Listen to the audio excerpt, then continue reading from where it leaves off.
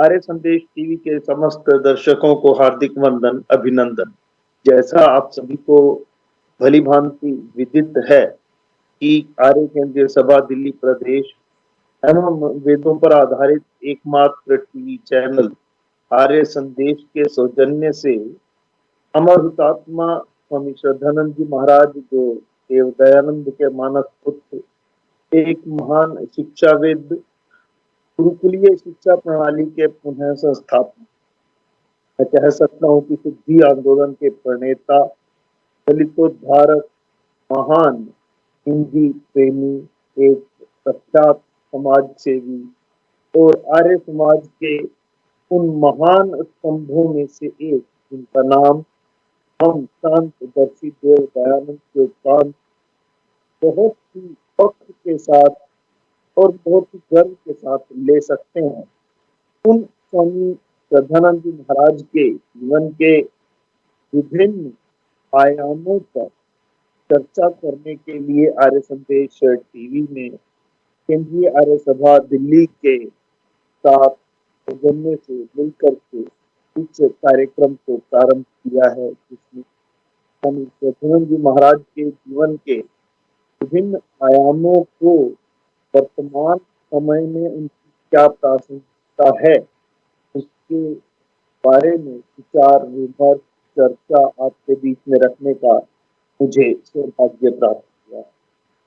आज जिस आयाम पर, जिस विषय पर स्वामी श्रद्धानंद जी महाराज की विशेषता पर मैं आपके बीच में चर्चा करने जा रहा हूँ, वह है एक निर्भीक सन्यासी, सूरता की शान और एक बिल्कुल ही निडर सन्यासी स्वामी श्रद्धानंद जी महाराज। आज वर्तमान में यदि हम देखते हैं तो देखते हैं कि जिधर की हवा बहती है उधर की तरफ खींच कर दी जाती है। कहने का सीधा तात्पर्य ये है कि हम सत्ता पक्ष की मर्जी के अनुरूप अपने विचार व्यक्त करने लगते हैं। ऐसी एक कमजोरी मेरे राष्ट्र में अधिकांश लोगों में आती चली जा रही है। लेकिन स्वामी श्रद्धानंद जी महाराज एक इतने निडर और निर्भीक सन्यासी थे, जिन्होंने केवल और केवल एक सत्य के पक्ष के अतिरिक्त अन्य किसी का भी बिल्कुल रत्ती बात भी भय, डर या संशय उनके मन में नहीं आता था। वह केवल सत्य के साथ रहते थे, अपने आर्य सिद्धांतों के प्रति पूर्णतया अडिग, और ऐसे अडिग निडर होकर के प्रत्येक बात को कह देना, प्रत्येक कार्य को कर देना, उनका एक स्वभाव बन गया था। मैं कुछ उदाहरण देता हूँ। दिल्ली में एक जुलूस का नेतृत्व कर रहे, जहाँ आज ये चांदनी चौक का बाजार है, जहाँ स्वामी श्रद्धानंद जी महाराज की एक बहुत बड़ी मूर्ति लगी है, हाल के लगभग पीछे। वहाँ स्वामी श्रद्धानंद जी महाराज ने जब उस जुलूस का नेतृत्व किया तो वहां तक पहुंचते पहुंचते पूरे शासकों की पुलिस ने उस जुलूस को उसी स्थान पर रोक दिया। तो एक अंग्रेज, जो भी कमांडर रहा होगा, पुलिस का कप्तान रहा होगा, उसने आदेश किया रुको, तो गोली चला दी जाएगी। और गोली चला देने के आदेश के साथ ही सैनिकों की संगीने तन उस समय नेतृत्व करते हुए बड़ी निडरता और निर्भयता के साथ स्वामी श्रद्धानंद जी महाराज जो आगे चल रहे थे, उन्होंने अपनी छाती तान दी, खोल करके कहा छाती को, यदि गोली चलानी है और गोली चलाने का मापदा रखते हो, पथ रखते हो, तो चलाओ गोली। तुम्हारे सामने खुली है और इस पर गोली यदि चलेगी इस जुलूस में, पहली गोली मुझ पर चले। एक सन्यासी को इतनी निर्भीकता के साथ, इतनी निडरता के साथ अपनी छाती खोल करके सभी के सामने अड़ जाते थे। अंग्रेज सैनिकों ने अपनी संगीनें नीचे कर ली। वह विराट व्यक्तित्व, उनके चेहरे पर तेज, ओज और निडरता और निर्भयता के साथ छाती संगीनों के आगे अड़ा देने की बात सोचते ही सैनिकों की हिम्मत न पड़ी कि वह संगीनों को उठाए रख सकें। दोनों साथ ही साथ किसी भी अनहोनी की आशंका से वह संगीनों नीचे कर एक बतला दें कि उस समय स्वाधीनता संग्राम का नेतृत्व करते हुए, उसमें सहभागिता देते हुए जहां यदि नेतृत्व ने अपनी क्षमता दिखाई, निडरता दिखाई, निर्भीकता दिखाई, तभी वह उस आंदोलन में सफल हो पाए। यदि नेतृत्व थोड़ा सा भी कमजोर निकला तो पता चला अंग्रेज सैनिकों ने उस आंदोलन को बर्बरता के साथ चल। ऐसे बहुत से उदाहरण। स्वामी श्रद्धानंद जी की निर्भीकता और निडरता का एक उदाहरण, जब जलियांवाला बाग का हत्याकांड हो गया, जब जनरल डायर गोलियां बरसाते हुए हजारों निर्दोषों को वहीं जलियांवाला बाग में बने एक कुएं के अंदर कूदने पर उनकी लाशों से उस कुएं को पाट देने का एक कुकर्म किया। उस समय अमृतसर में कांग्रेस का अधिवेशन होना तय हो गया था, लेकिन कोई भी कांग्रेस का नेता, यदि मैं स्पष्ट शब्दों में कहूं तो इतनी हिम्मत नहीं कर पा रहा था वह उसको अमृतसर के कांग्रेस अधिवेशन की अध्यक्षता को स्वीकार कर। उस समय जब निवेदन स्वामी श्रद्धानंद जी महाराज से किया गया तो स्वामी श्रद्धानंद जी महाराज निर्भीकता और निडरता के आगे आए और उन्होंने अमृतसर अधिवेशन के स्वागताध्यक्ष बनना स्वीकार कर दिया और उनकी निडरता और निर्भयता के कारण ही अमृतसर का वह कांग्रेस अधिवेशन सफलता पूर्वक संपन्न हो सका। अन्यथा उस समय अन्य नेताओं ने जलियांवाला बाग कांड के उपरांत अंग्रेजी शासन के विरुद्ध बोलने की भी इतनी हिम्मत शायद ही बची थी जितनी स्वामी श्रद्धानंद जी महाराज में थी। और स्वामी श्रद्धानंद जी महाराज उस समय की उन परिस्थितियों में अंग्रेजी शासन के विरुद्ध शंखनाद करने के लिए जिस प्रकार से खड़े हुए और उन्होंने अमृतसर अधिवेशन की अध्यक्षता को स्वीकार नहीं किया, उस अधिवेशन को सफल ही किया, ऐसा अन्य कोई शायद कर ही नहीं सकता था, कर भी नहीं सकता था। ये साहस, ये निर्भय, ये क्षमता, यदि ये शूरता किसी में थी तो वह केवल दयानंद के मानस पुत्र आज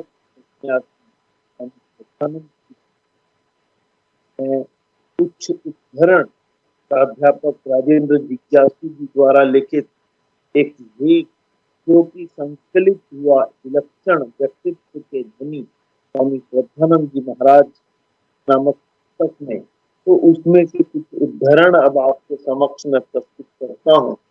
तो दिखाते हैं कि किस प्रकार से निडर और निर्भीक सन्यासी स्वामी श्रद्धानंद जी महाराज थे, किस प्रकार से वह शूरता की एक खान थे, कितने वह निर्भीक थे और अपनी बात को कहने में कभी भी डरते या हिचकते नहीं थे। वे लेश मात्र क्यों सत्य के साथ रहते थे और सत्य के साथ रहने के कारण ही स्वामी श्रद्धानंद आज अत्यंत निर्भीकता के साथ अपनी बात को सभी के रखने में सफल और सक्षम थे। एक बात आती है पंडित गोपीराम कश्मीरी की। गोपीनाथ कश्मीरी एक पौराणिक थे और आर्य समाजियों से घृणा किया करते। वह आर्य समाजियों से चूंकि घृणा करते थे, तो महात्मा मुंशीराम जब बहुत से ऐसे लेख लिखते रहते थे जो कि हिंदू समाज में आ गई पाखंडों और कुरीतियों के कारण कारण अ, कि इस तरह से समझिए कि हिंदू समाज के यदि उसमें आ चुके पाखंडों अंधविश्वासों कुरीतियों को दूर करने का कार्य यदि कोई करता था तो वह केवल और केवल स्वामी श्रद्धानंद जी महाराज थे, जो अपनी लेखनी के माध्यम से उस समय मेरे समाज में व्याप्त हो रहे पाखंडों विश्वासों और कुरीतियों को दीमक को भगाने का मारने का काम करते। इन लेखों के कारण पंडित गोपीनाथ कश्मीरी ने महात्मा मुंशीराम पर एक मानहानि का केस कर और वह गोपीनाथ के पूर्व भी मुंशीराम के विरुद्ध बीसियों बार कई अपमानजनक लेख छाप। राम यदि चाहते तो उन पर मुकदमा कर सकते थे और जीत भी सकते थे, परंतु उन्होंने वैसा नहीं। उन्होंने जब गोपीनाथ को उसी की भाषा में उत्तर देना प्रारंभ किया, कुल मिलाकर के महात्मा राम के विरुद्ध एक मुकदमा थे। इस मुकदमे से 4 वर्ष पूर्व आर्य समाजियों की सहिष्णुता का परिचय देते हुए मुंशीराम ने लिखा, गोपीनाथ ने सनातन धर्म गजट में कितने ही अश्लील लेख लिखे। आर्य समाज गालियां, ईंट और पत्थर की चोटें सहन करता हुआ इस स्थान तक पहुंचा है। ये एक ईश्वरीय लहर है। उस लहर को रोकना गोपीनाथ जैसे कमजोर लोगों का काम नहीं है। इससे महात्मा मुंशीराम के आत्मविश्वास का, विदग्धता का, निर्भीकता का स्पष्ट पता चला। इसी गोपीनाथ ने आर्य समाज के दलितोद्धार के कार्य का सख्त विरोध किया और लोगों को भरपूर भड़काया। वहां तक कि कुछ आर्य समाजिक कार्यकर्ताओं को भारी मुसीबतों का सामना करना पड़ा। आर्य समाज रोकर के प्रधान लाला सोमनाथ को तो अपने कुटुंब सहित, परिवार सहित ऊपर छोड़कर जालंधर जाना पड़ा। तभी एक दलित भाई चंद्र और सोमनाथ ने मिलकर गोपीनाथ और उसके साथियों पर मुकदमा चलाया।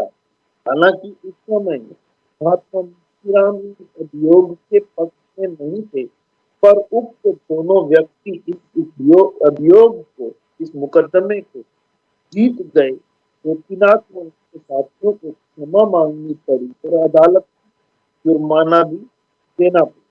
जब गोपीनाथ ने मुंशीराम पर अभियोग चलाया तो सरकारी कर्मचारी का सम्मान लेकर महात्मा जी के घर गया। स्वयं गोपीनाथ के पास गया ताकि वह सम्मान देते समय उनके चेहरे पर धर्म के भाव को खुद देख कर प्रसन्न हो सके। उस समय गोपीनाथ का लोगों पर इतना आतंक था कि बड़े बड़े व्यक्ति भी व्यक्तिगत रूप से गोपीनाथ के आचार विचार पर कितनी भी आपत्ति क्यों न करते हों, परंतु न्यायालय में उसके विरुद्ध कुछ कहने से डरते।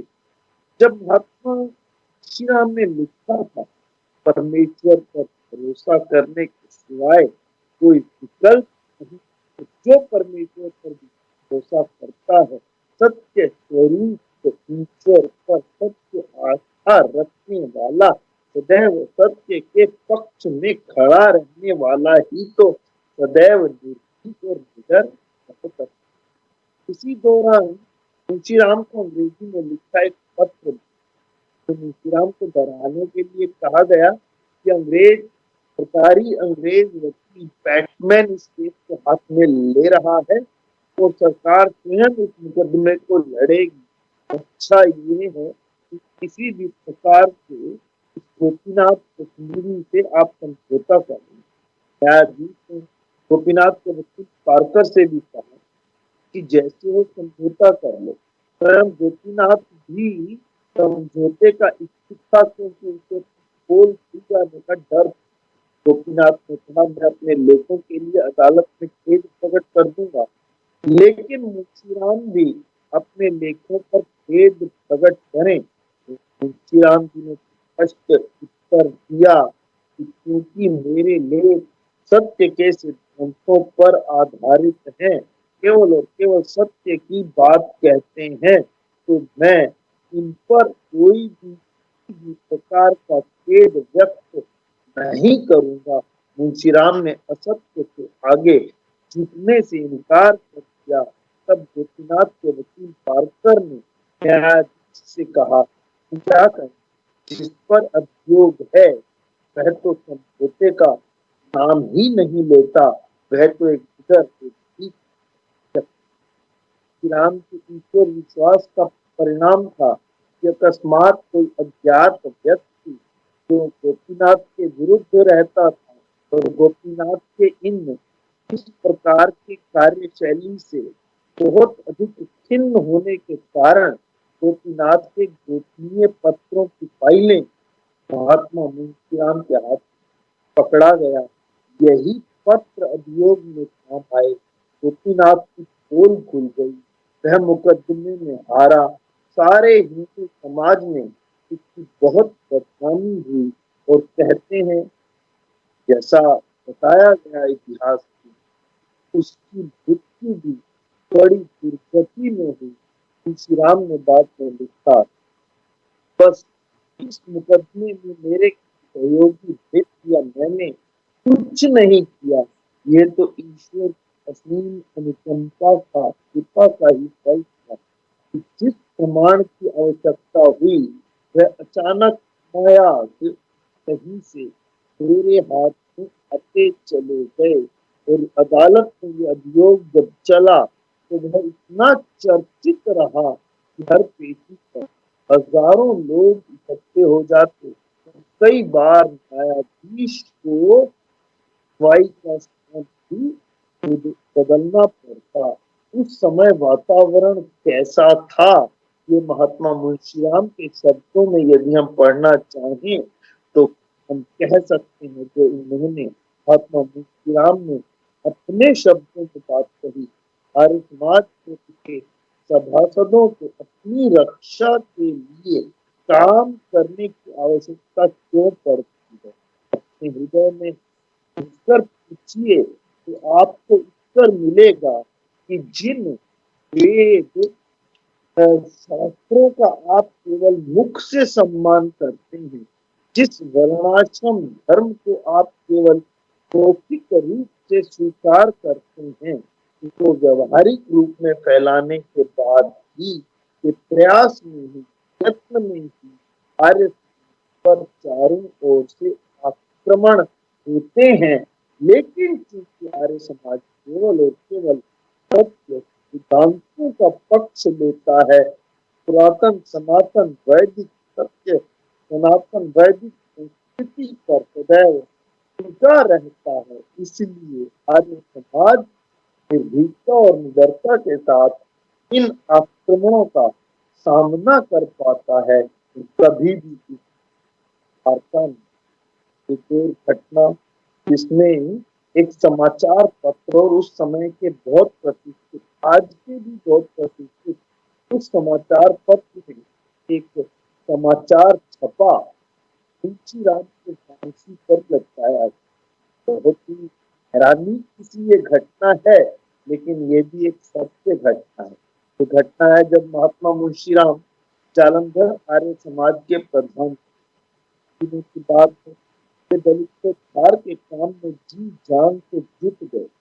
जब बात दलितोद्धार की चली है तो मैं पिछले एक कार्यक्रम में जो इसी के लिए इसी क्रम में मैंने दिया था, स्वामी श्रद्धानंद और दलितोद्धार के कार्य के लिए स्वामी श्रद्धानंद ने बड़ी निडरता और निर्भीकता के साथ कांग्रेस के उस समय के पदाधिकारियों को स्पष्ट रूप से अपना विरोध जताया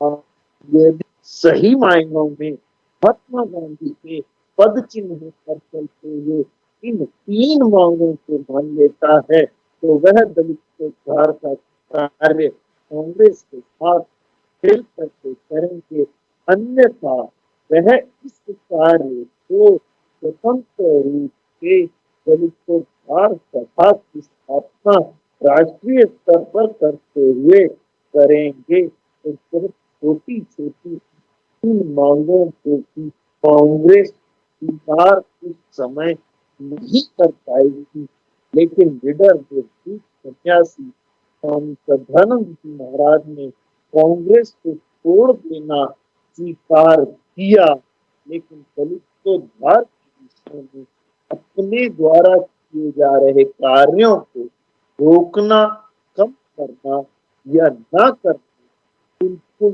भी स्वीकार नहीं किया। ये स्वामी सदानंद जी महाराज की दलितोद्धार के कार्य में करने वाली बड़ी दृढ़ता और निर्भीकता के साथ काम करने की एक बात। मैं जिस विशेष घटना का जिक्र आपके सामने कर रहा हूँ वह है महात्मा मुंशीराम जालंधर आर्य समाज के प्रधान। वह दलितोद्धार के काम में जी जान से जुट गए। उन्होंने 200 रहतियों को शुद्ध करके आर्य समाज में शामिल कर दलितोद्धार के साथ साथ कि दो काम, दलितोद्धार का कार्य भी और शुद्धिकरण का कार्य, एक सिक्के के दो अलग अलग पहलू हैं। दलितोद्धार के कार्यक्रम के महात्मा मुंशीराम या स्वामी श्रद्धानंद महाराज बड़ी निडरता और निर्भीकता के साथ अपने उन दलित भाइयों को अपने गले से लगा करके एक बात सुनिश्चित कर रहे थे, किसी भी प्रकार से जो मेरे दलित भाई हैं वह मेरे घर को छोड़ करके दूसरों के घर ना जाएं, अर्थात वह अपना मत परिवर्तन हिंदू आर्य धर्म को छोड़कर वह इस्लाम या ईसाइयत में प्रवृत्त ना हो। इसलिए उन दलितों को हमारा कर्तव्य बन जाता है, हमारा धर्म बन जाता है कि हम गले से लगे। तो दलितोद्धार के कार्य को जितनी निर्भीकता और निडरता के साथ स्वामी सदानंद ने किया तो उस समय उनके मन में यही विचार था कि किसी भी प्रकार के दलितों को, उन पर हो रहे अत्याचारों को, उनके साथ हो रहे बुरे व्यवहार को रोक करके उनका उद्धार करते हुए यदि हम अपने साथ रखेंगे। कितनी शर्तें उन्होंने रखी थी कांग्रेस के सामने, एक ही दरी पर बैठने का अधिकार हो और दलितों को एक सामान्य कुएं से पानी भरने का अधिकार हो और दलितों के साथ बुरा व्यवहार ना किया जाए। ये तीन बहुत ही छोटी बातें जिन्हें अब तक संविधान में शामिल कर दिया गया है और यदि कोई ऐसा करता है तो वह दंड का भागी बनता है, लेकिन समय की सामाजिक व्यवस्था में ऐसी स्थिति नहीं थी। उनके साथ बहुत बुरा व्यवहार किया जा रहा था और अपने साथ हो रहे उसी बुरे व्यवहार के कारण ही शायद दलित मजबूर हो जाते थे हिंदू धर्म को छोड़ करके ईसाइयत या इस्लाम में विकसित होने पर या वहां चले जाने पर। तो उस समय स्वामी महाराज ने एक तो बड़ी निडरता के साथ दलितोद्धार को हाथ में लेते हुए उनका धर्म परिवर्तन रोकने की कोशिश की और दूसरा एक ही सिक्के का दूसरा पहलू देखेंगे। दूसरा पहलू क्या है? दूसरे पहलू में स्वामी श्रद्धानंद जी महाराज ने जो भाई किसी भी कारण से दलित से या किसी अन्य हिंदू जाति से यदि वह मुस्लिम या ईसाई बन जाते हैं तो उनकी शुद्धि करते हुए शुद्धिकरण के माध्यम से उन्हें घर वापस लाते हुए अपने गले से लगाना। तो ये बहुत ही, मैं कहता हूँ, निडरता और निर्भीकता का एक कार्य था। तो इस जो घटना की मैं बात कर रहा हूँ इसे मैं पूरा बतला दूं। लगभग 200 रहस्यों को सिद्ध करके आर्य समाज में शामिल उपस्थित सभासदों ने के हाथ से प्रसाद खाया और साथ रोटी बेटी का संबंध जो उनकी पहली मांग रहती है उससे रोटी का संबंध इस समय स्थापित कर दिया। हिंदू जाति के लिए ये नई चीज, इससे दलितों में तो एक नया जीवन आया और सब और प्रेम की गंगा बहने लगी। लेकिन तथा कथित हिंदू जाति के इस समय के झंडा बरदारों ने जी सटपटाए और उन्होंने जनता को खूब भड़काया और बहुत से आर्य समाजियों को बिरादरी से खारिज कर दिया, बाहर। दलितों की दशा में ये प्रथम संगठित प्रयास था जबकि उनकी स्थिति में उद्धार करने का प्रयास किया गया था। परंतु उस समय इस घटना ने कितनी उत्तेजना पैदा कर दी थी इसकी कल्पना इस बात से की जा सकती है। पंजाब के प्रसिद्ध समाचार पत्र ट्रिब्यून में खबर का सार था। ये वर्टेड कोमा में है, ये सत्य खबर नहीं, ये झूठी खबर। इसके बारे में पंडित इंद्र जी ने एक पुस्तक लिखी अपने पिता की जीवन वृत्त पर, मेरे पिता। उसमें उन्होंने कहा है कि ये लेख अप्रैल फूल था।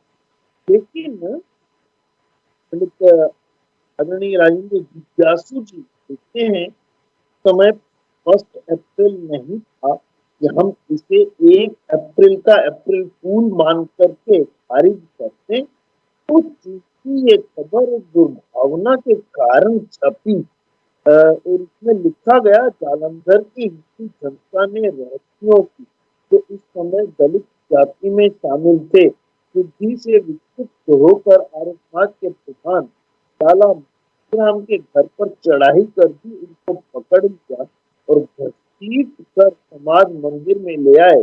उसके बाद उन्हें रस्सियों से बांधकर समाज मंदिर के आंगन में खड़े एक पीपल के पेड़ पर फांसी पर लटका दिया और उनके दोनों ओर एक एक रहतिया को भी फांसी पर लटका दिया गया। इस खबर की 2 प्रकार की प्रतिक्रियाएं आई। तो स्वाभाविक रूप से 2 ही प्रकार की आनी थी।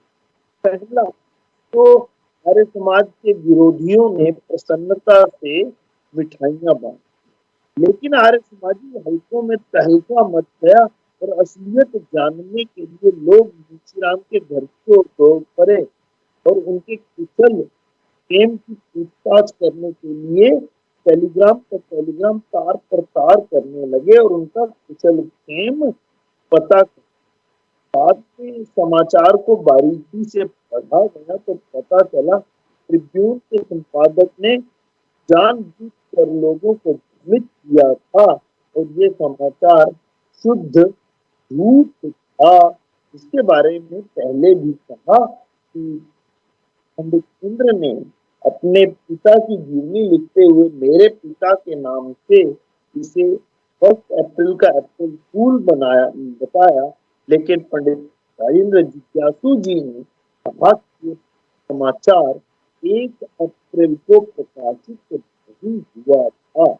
तो इसके स्वरूप ऐसे प्रकार के हमले, इस प्रकार के आक्रमण अपने ऊपर निरंतर उनके ऊपर होते रहे, लेकिन जिस तीव्रता के साथ जिस निर्भीकता और निडरता के साथ महात्मा मुंशीराम या बाद में स्वामी श्रद्धानंद जी महाराज अपने ऊपर निरंतर हो रहे आक्रमणों को झेला, कोई भी मिसाल उस समय में देखने को नहीं मिली। इसीलिए कहा जाता है आर्य समाज खास में स्वामी श्रद्धानंद जी महाराज एक निडर थे।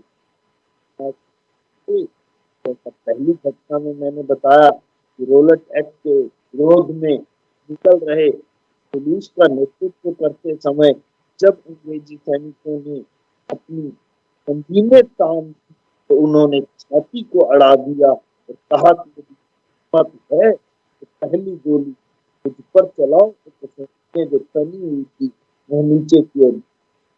दूसरी कक्षा मैंने बताई कि कांग्रेस का अमृतसर में होने वाला अधिवेशन, जिससे पूर्व अमृतसर में ही जलियांवाला बाग का एक बहुत भयानक 2 भरसक और अंतर भीड़ को भी कपा देने वाला जनरल डायर ने कृत्य किया, हत्याकांड किया था।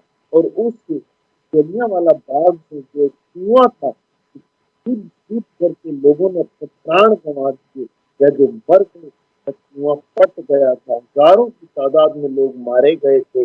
उस समय अमृतसर पर कांग्रेस के एसोसिएशन के स्वास्थ्याध्यक्ष बनने के लिए अपना श्रद्धानंद जी महाराज ने कार्य किया तो उसे सफल भी किया, जो उनकी निर्भरता और निर्भीकता थी।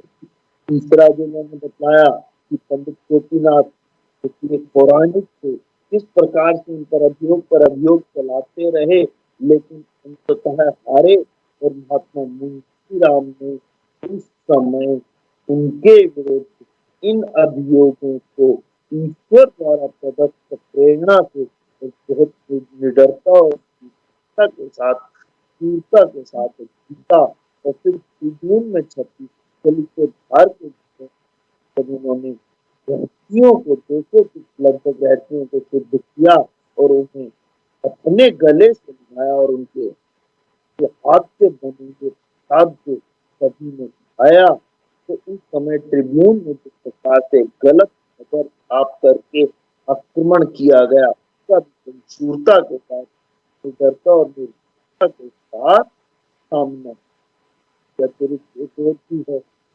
लोकमान्य तिलक पर अभियोग चलाया गया अंग्रेजों के द्वारा।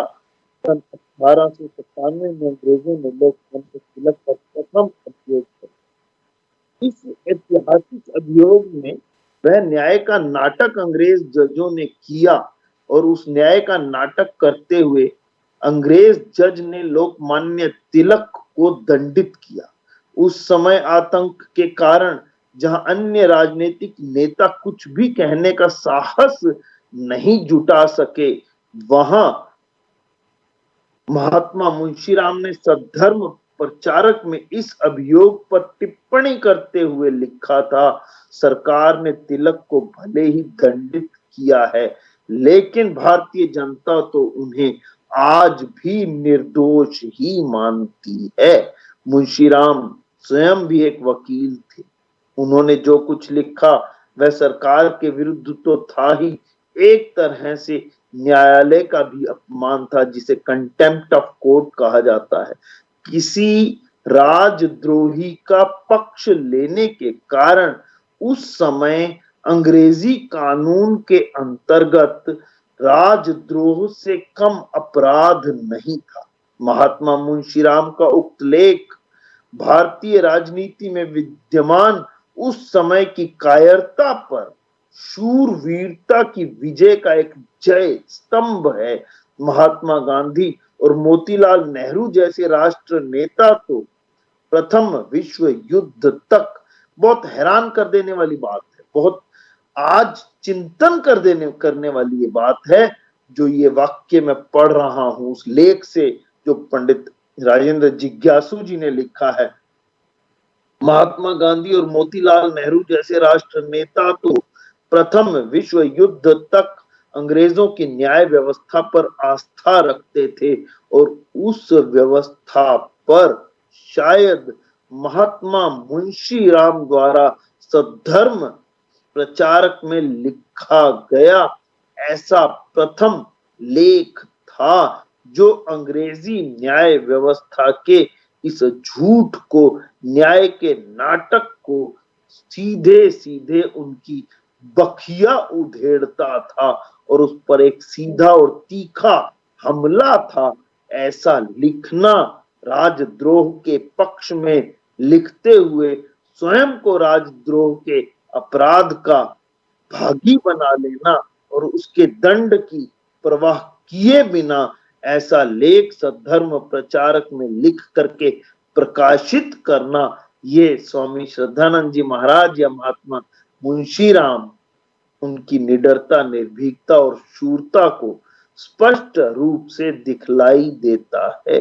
अंग्रेजों के शासनकाल में तो वेतनभोगी विदेशी इतिहास लेखक हमारे देशवासियों की उपलब्धियों को कम करके दिखाते ही थे। हमारे आज के इतिहास लेखक भी कितने हैं जो इस प्रकार के ऐतिहासिक तथ्यों को जनता के सामने प्रस्तुत कर सकें।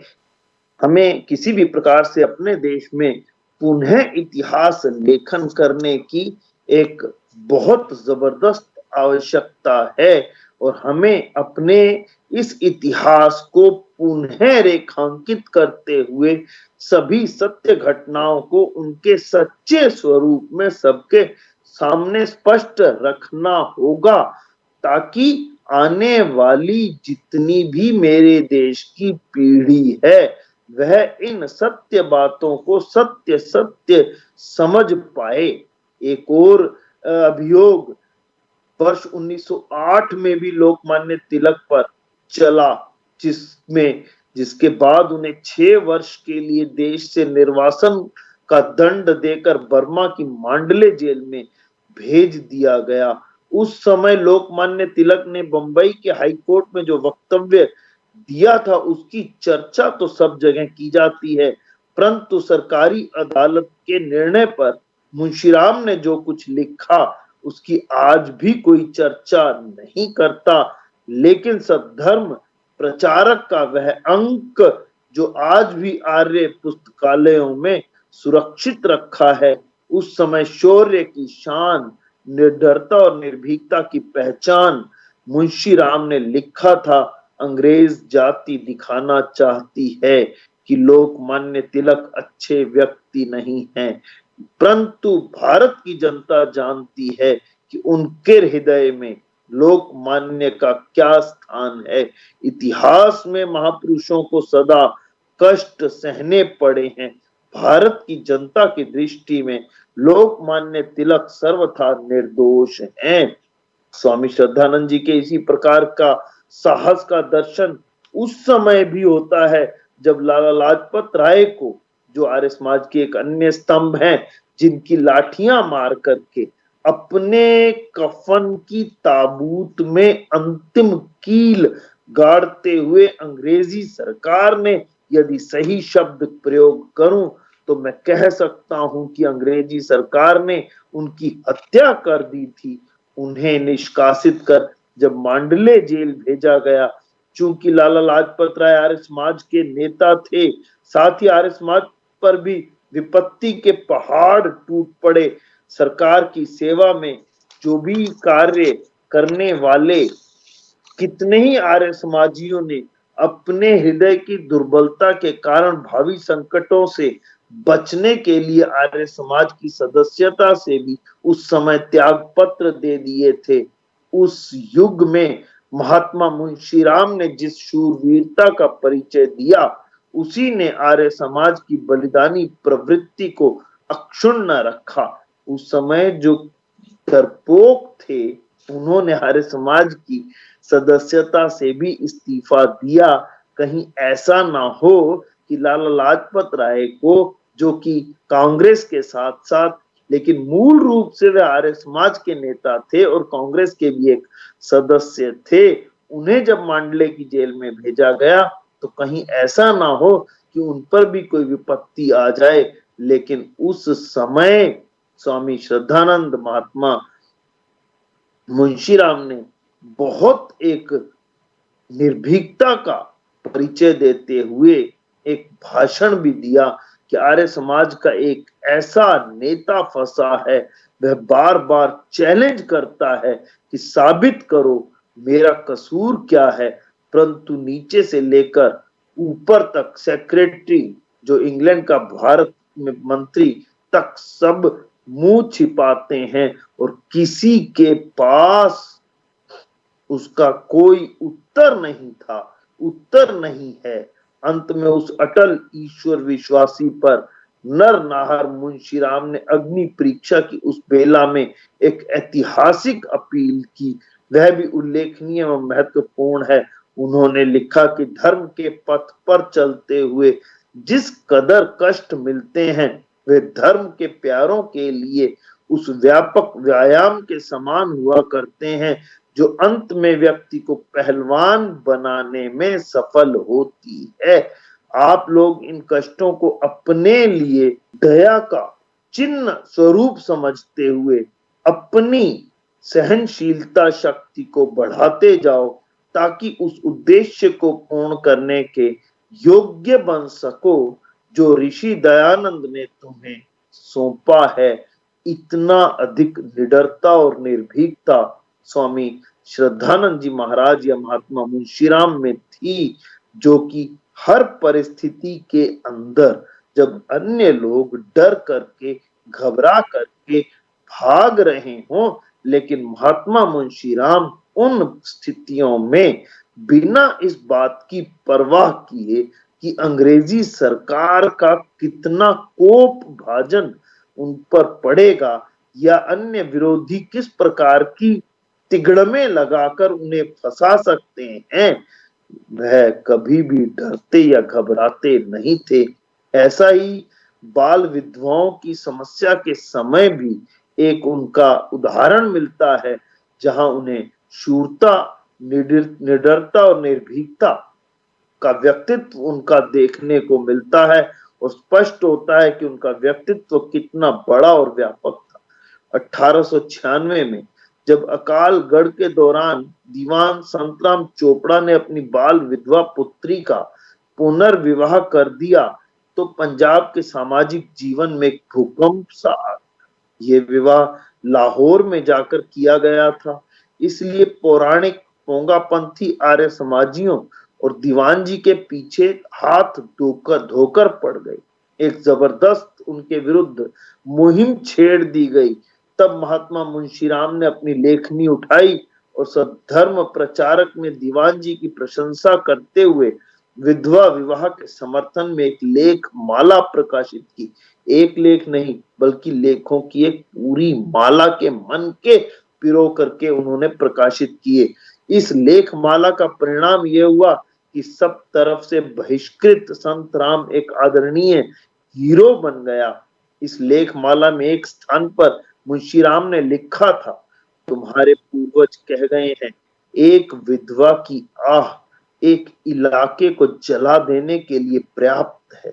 यहाँ 25 लाख विधवाओं की आहें नित्य भारत वर्ष में उठकर इकट्ठी ताकत पकड़ती हुई अंतरिक्ष में कोलाहल मचा रही हैं। इस लेखमाला के अंत में तो उन्होंने जैसे अपना कलेजा चीर कर सबके सामने रख दिया था, मेरी दुखियारी विधवा बहनों, मैंने तुम्हारा दर्दनाक संदेश भारत संतान तक पहुंचा दिया है। काश कि मुझसे अधिक बेहतर सुवक्ता फसीह वकील तुम्हें मिलता। अर्थात उस समय जो विधवा विवाह नामक विधवाओं को सती हो जाने के लिए मजबूर कर देना और विधवाओं को अत्यंत कष्टप्रद स्थिति में रखने का जो एक अंधविश्वास पाखंड कुरीति मेरे समाज के अंदर आ गई थी, और उसके कारण यदि कोई विधवा विवाह की बात करता या विधवाओं के उद्धार की बात करता तो हिंदू समाज के तथाकथित ठेकेदार, धर्म के ठेकेदार उस पर हमला कर दिया करते थे। उस समय भी स्वामी श्रद्धानंद जी महाराज ने अपनी निडरता, निर्भीकता और शूरता का परिचय देते हुए विधवाओं के समर्थन में किस प्रकार खड़े हुए और सद्धर्म प्रचारक में कितने लेख लिखे, इस बात को भी हम तय रूप से समझ सकते हैं। गुरुकुल की स्थापना का भी एक प्रसंग आता है जो उनकी शूरता, निर्भीकता और निडरता को स्पष्ट रूप से दिखलाता है। वह ये है कि जब गुरुकुल की स्थापना गंगा के तट पर करने का निश्चय हो गया तो स्थान की खोज की गई। स्थान मिल नहीं रहा था, बड़े यत्न किए गए, सब विफल हो गए। महात्मा मुंशीराम हरिद्वार आए तो दयालचंद सेवक उनके पास आया और कहा कि वह नजीबाबाद समाज का सदस्य है। यह भी कहा कि मुंशी अमन सिंह आपसे मिलेंगे, वह स्थान के बारे में आपसे बातचीत करेंगे। महात्मा मुंशीराम जी ने मुंशी जी की ओर ध्यान न दिया। ये समझा कि व्यसनी सा व्यक्ति होगा, क्या देगा, औरों की भांति बातें बनाकर ही चला जाएगा। कोई और होता तो महात्माओं के ध्यान न देने पर चला जाता, परंतु उसके मन में शिव संकल्प था। पहले तो 2-4 बीघे भूमि देने के लिए कहा, फिर नजीबाबाद समाज के उत्सव पर सारा गांव ही दे दिया, वन भी स्वयं कटवा दिया।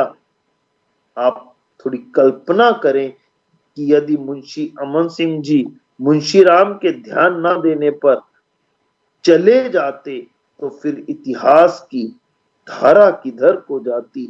उस काल के ऋषि भक्तों की सात्विकता ने तो युग ही पलट दिया था और महात्मा मुंशीराम ने उस समय उस स्थान पर जहां जंगली जानवर रहा करते थे, बड़ी निडरता, निर्भीकता और शूरता का परिचय देते हुए उस स्थान पर गुरुकुल की स्थापना की। तो इस प्रकार का महात्मा मुंशीराम जी का जीवन है, इस प्रकार का स्वामी श्रद्धानंद जी का जीवन है।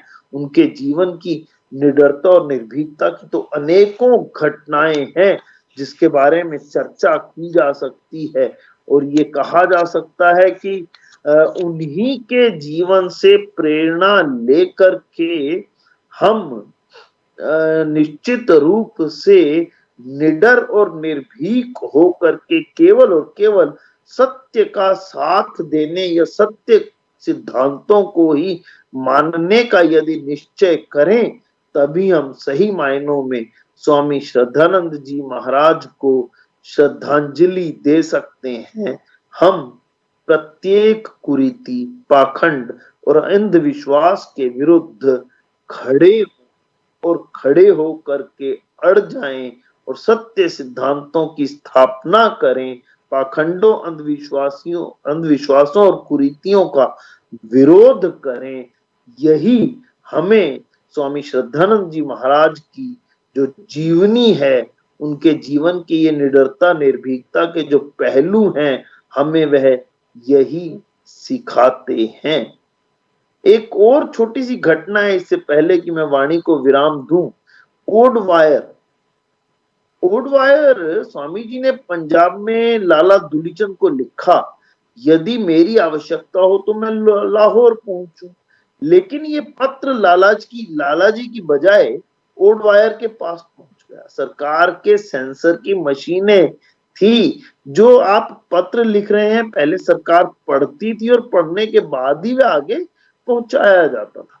तो वह लाला दुनीचंद के पास पहुंचने के स्थान पर ओडवायर के पास पहुंच गया।